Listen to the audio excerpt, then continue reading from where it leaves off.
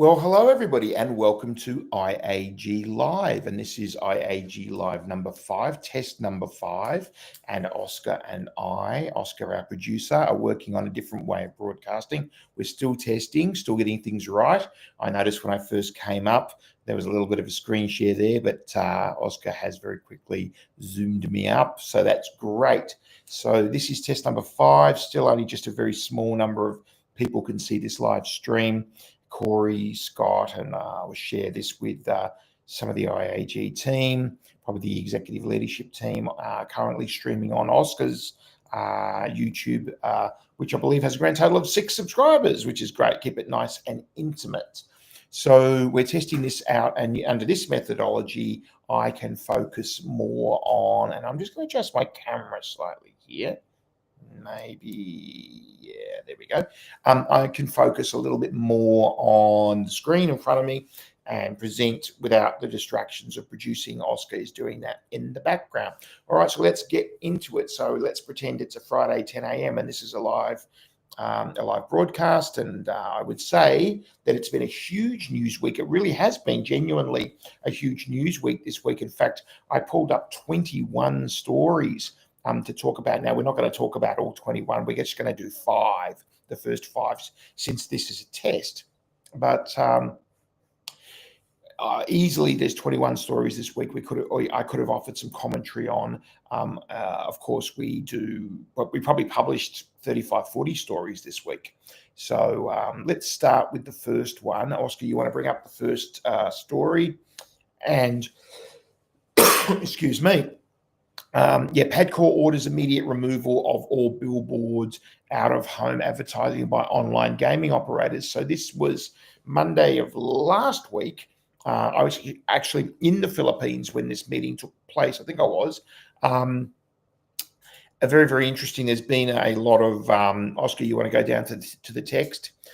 There's been a lot of talk about the PIGO industry, the Philippines inland gaming operators, the remote gaming, as it's also called. The POGO industry in the Philippines, of course, banned from January 1. But the online gaming to people within the Philippines is growing, and there's been a lot of advertising, and there's been a bit of a pushback to this advertising in the Philippines. And what happened here was PADCOR met with the operators, and as you can see, Philippines Gaming Regulator PADCOR issued an order for online gaming operators to immediately remove outdoor billboards and other out-of-home advertisements, and that's got to be done. You can see in the second paragraph there by the 15th of August, and you can see in the third paragraph there, just scroll down, Oscar, the filing of a bill by Sherwin Gatchalian. Now, Win Gatchalian was the one agitating very hard against the pogos, and now he's agitating against this other form of online gaming. So he's a very anti-online gaming person. Perhaps the fact that his family owns land-based gaming is a factor in that, but he's calling for significantly tighter restrictions, and who knows, I think there are also people calling for complete bans as well. Order was signed by Jeremy Luglug, who's the head of electronic gaming for PADCOR. I've met with Jeremy a couple of times, and also Vina Oka, who is a regular guest at IAG events. But you see here, Chairman Tenko, chairman of PADCOR, saying that we've given our licensees and stakeholders until August 15 to completely remove their ads. Scroll down, Oscar. And he went on to say that, scroll down again. Yeah, here we go. Just leave the Tenko had paragraph up there. So Tenko had previously welcomed restrictions on gambling advertising as a common sense approach, but he did not agree with calls to ban altogether. So he is saying that a ban is a bad idea, which of course IAG agrees with him. We have many, many times stated that prohibition does not work. Just scroll down to the bottom there, Oscar. I think that's it for this story. Yeah, he's basically going on to say it's going to cost a lot of money. So there's a big issue in the Philippines at the moment. A lot of people reacting. In fact, the common theme is, well, we banned Philippines online gaming for people outside the Philippines, but now we're allowing it for people inside the Philippines. If it was bad for people outside, isn't it bad for people inside as well? And our own people are suffering from the scourge of online gaming. Now, that argument's not quite true. The outside was banned because the pogos were banned because of the bad behavior of the operators. If the operators had all done the right thing and just been truly online gaming and offered it in a well-regulated form, and they hadn't got involved in all these other scams and all sorts of bad behavior, we might still have pogos, but we don't. And now there's an issue around the pigos. So I think there was another story later in the week, which is in my 21, but maybe not in my 5. So we might not talk about that. Okay, Oscar, bring up the next one. Next story here. Air Macau suffers more losses, receives nearly 300 million US capital injection from shareholders. Story from Pierce last Saturday, a week ago today. Down to the text, Oscar. Yeah, Air Macau, the only airline with an operating license here in Macau. So the only airline based in Macau with a license here. Of course, other airlines fly in and out of Macau, but they're not based in Macau. Look, it's been losing money hand over fist. It lost, 2023, 2021. I think in 21, scroll down a bit. Well, the first thing I should say is it's 21.5% stake, Air Macau and Air China. Government holds 21% stake in Air Macau, and Air China holds a 67% stake. So it's basically majority shareholder is Air China, and the government's got a significant stake in it as well. 2021, it lost. Where is it? I saw it there. 95 million US, and then lost in 2022 128 million US. Well, you could sort of forgive Air Macau for that given the pandemic, but then we go on to see in 2023, scroll down, Oscar, it also lost, what was it there, 30 million US in 2023. Macau, of course, opened back up again on the 8th of January 2023. So things should have improved, presumably to a profit, but it didn't. But look at this, 2024, it lost 84 million. So obviously, times are better in 2024 than they were in 2023. So why is it losing 84 million as opposed to 30 million? So if you look at the losses the last 4 years, they're close to the $300 million that they're asking for an injection. So Air Macau losing money hand over fist. And the key to this story is the last paragraph there, where it says in February 2026, the aviation market in Macau is going to be liberalized. So let's see what happens. The Air Macau franchise ends then. Of course, it could be extended, but we could have other airlines come into Macau to base themselves in Macau. Now, whether other airlines would see that as an opportunity or not, I do not know. Perhaps other Chinese airlines? Don't know. But Air Macau, not such a great story. All right, let's move on to the next one.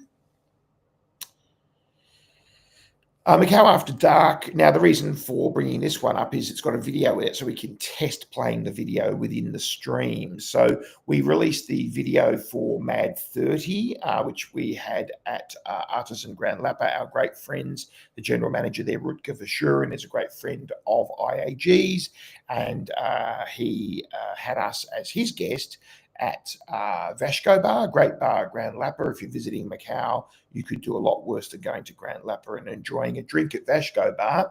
And we published the video. So Oscar, let's try playing this and see how we go, see how the volume goes.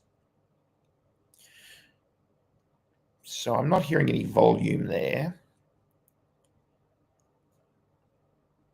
I wonder if we can get sound, or is that not possible, Oscar? I cannot hear the video. I can see the video.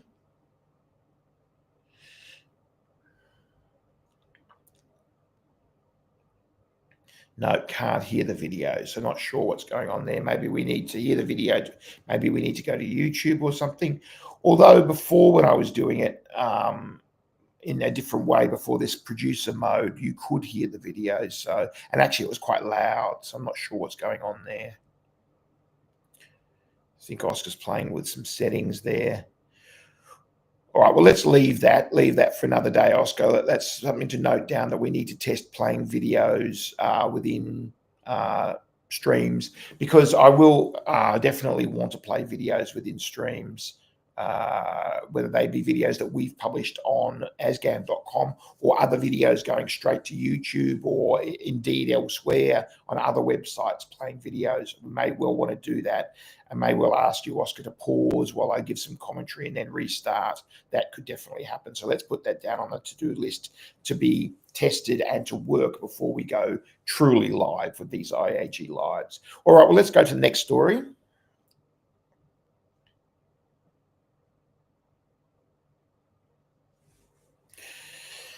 Yeah, so this on the same theme of this online gaming issue, Newport, Okada, and Solaire issued a joint statement. It's quite rare for them to do something together like this. They compete vehemently, defending the integrity of their online gaming operations, because these online gaming operations are under attack at the moment in the Philippines.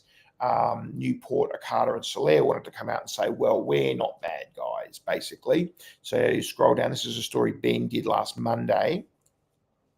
See, it's got 1,700 views there, quite a popular story. Newport, Okada, and Solaire have issued a joint statement in defence of their domestic online gaming operations, saying they already operate under PADCOR guidelines and prioritise ethical business practices and RG.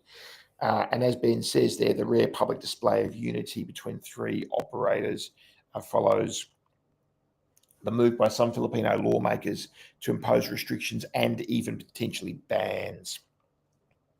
Next page down, Oscar, scroll down.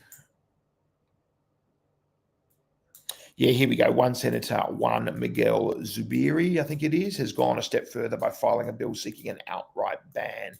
Now, of course, an outright ban, all that will do is push it underground, and then the criminals will be back in control of it again.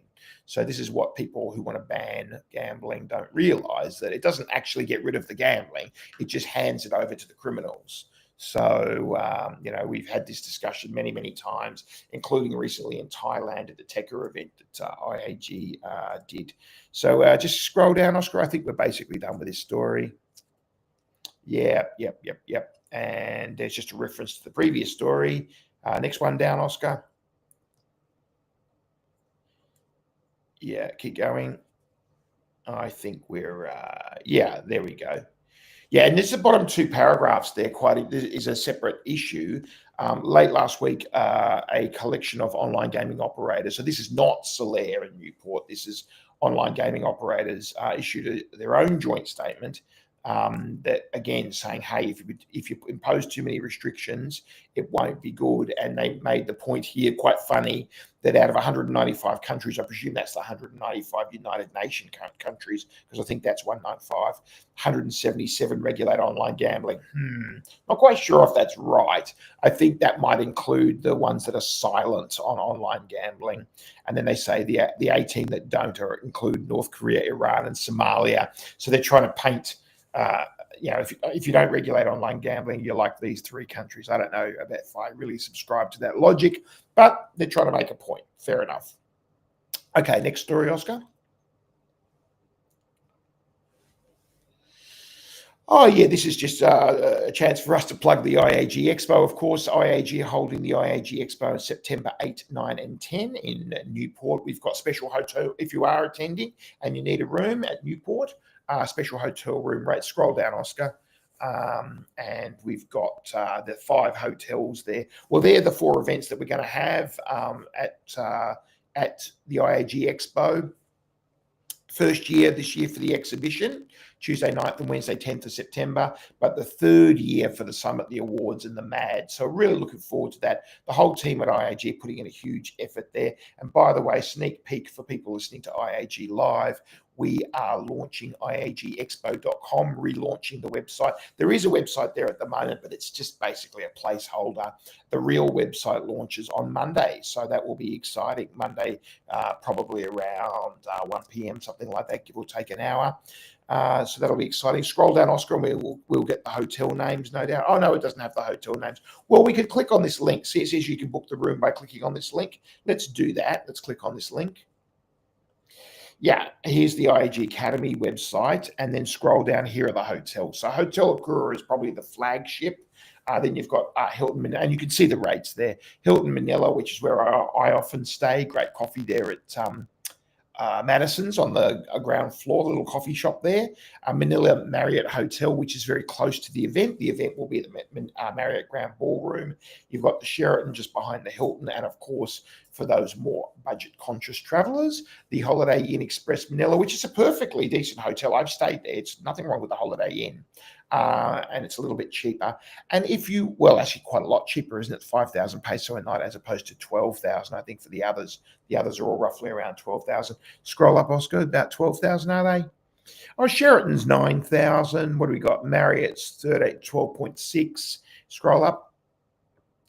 Hilton 11.4, and the Sheraton's going to be similar number, I would say. Oh, Akura 12. So actually 12 is the most expensive for the flagship, Akura.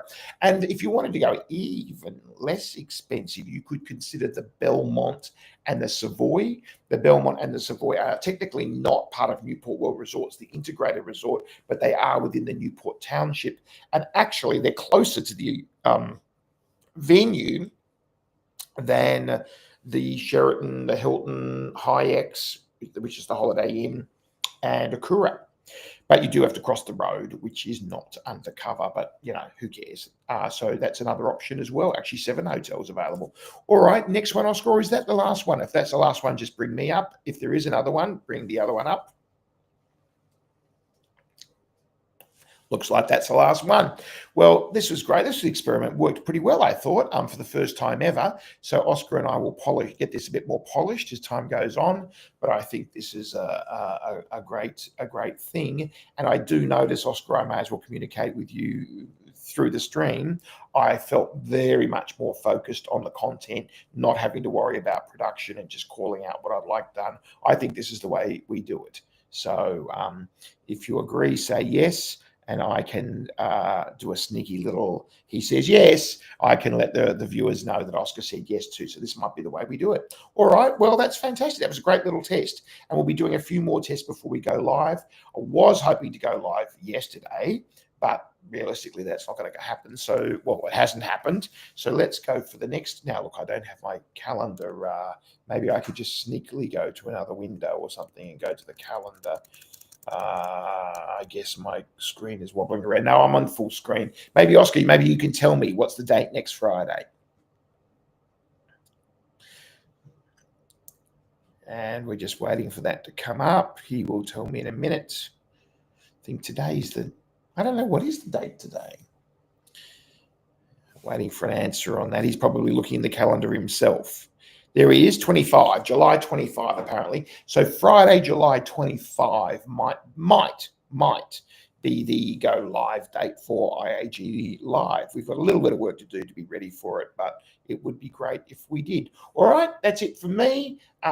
Thanks for viewing IAG Live test number 5, and we'll see you next time for test number 6. Bye for now.